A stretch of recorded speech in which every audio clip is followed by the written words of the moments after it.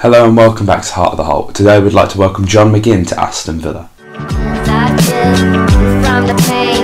That is right, we have signed John McGinn from Hibs up in Scotland for a fee believed to be around £4 million.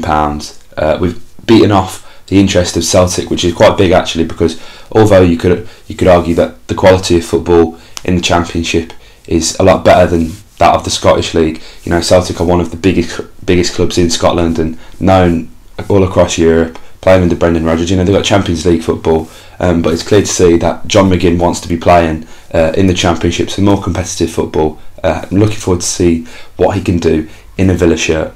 So my good friend and writer for Heart of the Holte, Dan Horton, actually featured on RockSportRadio up in Scotland, doing an interview about the possibility of John McGinn signing. Obviously now he's signed, we've got a bit of insight. It'd be nice to look back on it. It was a very good interview conducted by RockSportRadio, and Dan took it very well, thoroughly researched, and you'll get a bit of an insight as to what John McGinn would add to the team.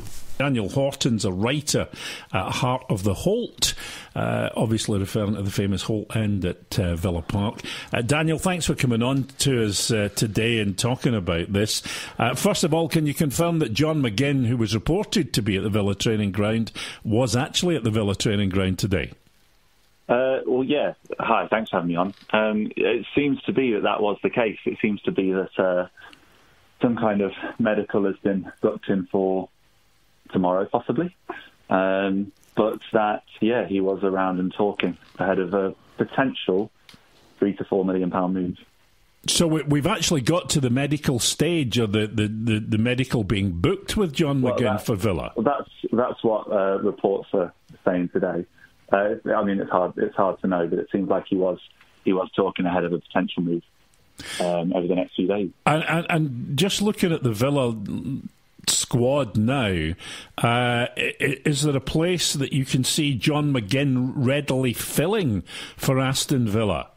I mean, definitely from our end. We've lost Robert Snodgrass from last year, and Robert Snodgrass was a big point of our attack, really. He was one of our most creative players, lots of assists, lots of goals.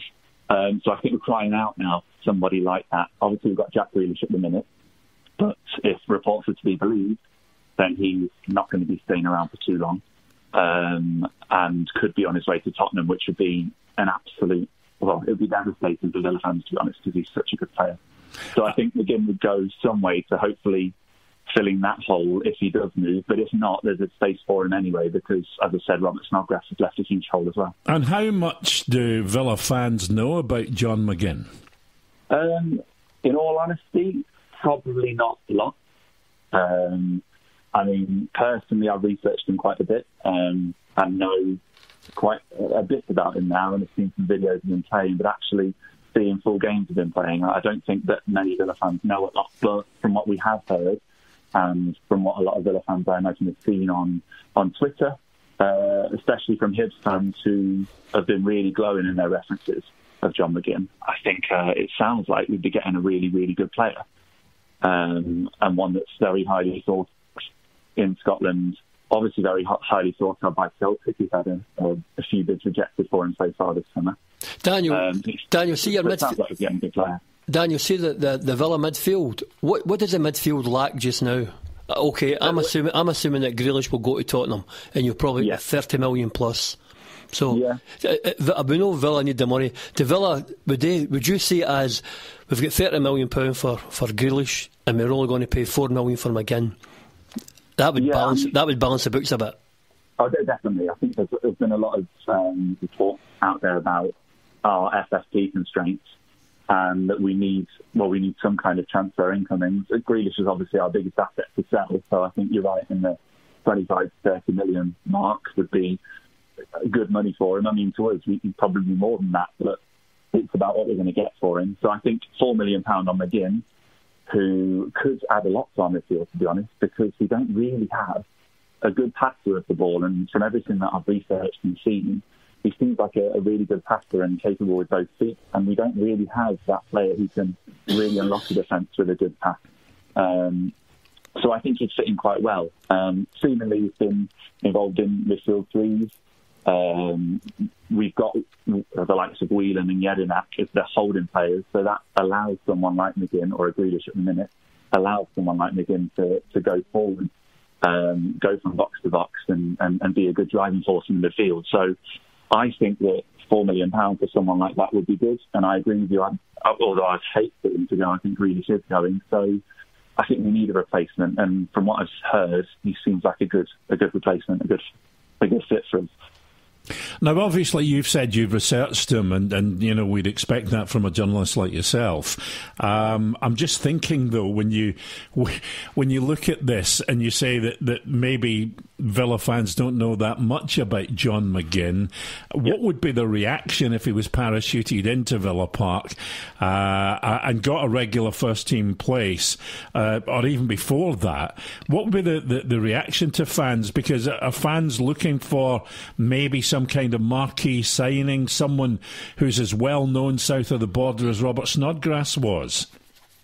I mean, we had such a good relationship as fans with Robert Snodgrass, and he did such a good job for us that I think a lot of fans were hoping for Robert Snodgrass back, to be honest, although it would only be on loan.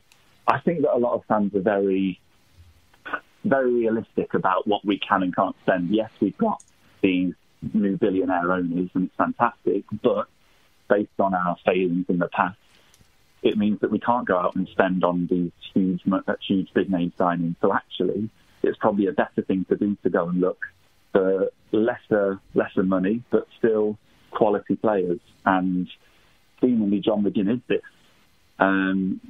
So I think fans will understand that there's not going to be loads of big marquee signings, because actually, to be honest, we've been guilty of that for the past few years, of signing these really big name players on really big wages. And it's not, we're still in the Championship. It's not worked out for us. So I think it's also the direction of the new owners. I think they want younger players. I think they want players who are going to work hard for the team, probably on less money, costing less money, but that we can then build through and that we can blood into the first team. And hopefully, his fingers crossed massively that John McGinn is going to be a quality player that can take us forward. Daniel, see if I was a Villa fan, John McGinn is the type of player I want in my team in the Championship. John McGinn's tenacious in the tackle. He's a very good passer of the ball. He can play box to box, and what he's got a lot of determination and a lot of hunger and a lot of desire about his game. And that boy will just thrive down there. He's the type of player. The fans will love him if Villa sign him. They will love him because he plays with a heart and plays for the jersey. Yeah, I mean, from our Twitter account, we interact with loads of Villa fans, and to be honest, there's a lot of buzz about him because of the videos. I mean, yeah, there's videos on YouTube, and you see someone's best parts. But from what the kind of player he looks like, as you say, a tenacious box-to-box player that's going to try hard, going to play some really good passes. He's got a good eye for goal, can really strike the ball, and got use of both feet. I think will already have the fan support anyway. But as long as he's there trying hard, as long as he's there in the middle of the field working hard, then I don't think that Villa fans will complain at all. I think over the past 5 years we've been used to the kind of player that a big name, but not necessarily trying hard or signed the wrong type of players. But I think that John McGinn seems like the right type of player for Villa, and I think fans will get really, really well behind him. I was just thinking about Villa's expectation level. Obviously, you know, Villa are a big club, and everything's there, as they have been, being a Premiership club and being in the top flight in England. How much pressure is on the management team to get back up this season? And bringing in players like John McGinn is great, and I have, like Jerry, no doubt that he can do a job which can, you know, really help you get back to where Villa fans think they belong. But bringing in 2 or 3 players possibly might not be the answer. Have you managed to maintain and retain a number of players that were key players from last season, or have they had a bit of a cull in the way to reduce costs? I mean, the problem with the players we had last season is that a lot of the players were on loan. So we had, obviously, Robert Snodgrass. Although John Terry wasn't on loan, he was a year contract, and if we didn't go with, he wasn't going to stay. So it was effectively a loan. We had Lewis Graben on loan. So a lot of our Sam Johnston, of course, who then went to West Brom this season. A lot of our core players in the heart of our team were loan players. So really, the heart of our team is starting from scratch again. So I think there is expectation on Villa to get to the top. We've still kept players at the minute. Obviously, that could change come Thursday. We've still kept players like Grealish, as it stands, like James Chester. We've still kept players, got good players in there, like Conor Horahan and Albert Adoma, who's been really good for us last season. So I think there is still an expectation for us to get up this season. I think top 6 is a minimum still. I think the fact that we've now steadied the ship in terms of our new owners, and that we've bought a few players. We've re-signed Axel Twanzebe on loan from Manchester United, and we've signed a few goalkeepers to fill Sam Johnston's void, and then we're potentially signing John McGinn. I think the expectation will still be there based on the players that we've already got. So if we can sign a few more players with the same attitude as you guys described, as John McGinn having, then I think we have to be favourites to either go up or at least secure a top 6 finish. Daniel, are the fans happy that they kept with Steve Bruce rather than what was reported, Thierry Henry going to be installed as coach? I think it's a mixed bag. I think whatever happens, now that the season started, every fan has to get behind Steve Bruce, because if they don't, we've got no chance. So all the fans have to get behind him. I think it was a really odd one, because obviously Steve Bruce was a really experienced manager that has had 1.5, almost 2 seasons at the club and hasn't delivered the objectives that was required of him. But then to have Thierry Henry as the only other candidate seemingly was a really strange one, because it was the polar opposite of Steve Bruce. Personally, when those rumours were going around and we had new owners, I thought that Steve Bruce would go. I thought they'd change, and I kind of wanted a change. But it hasn't happened. Steve Bruce has gone on at the minute to sign some fairly decent players, and hopefully we'll sign a few more. We're still looking quite strong. If we lose Jack Grealish, that could change.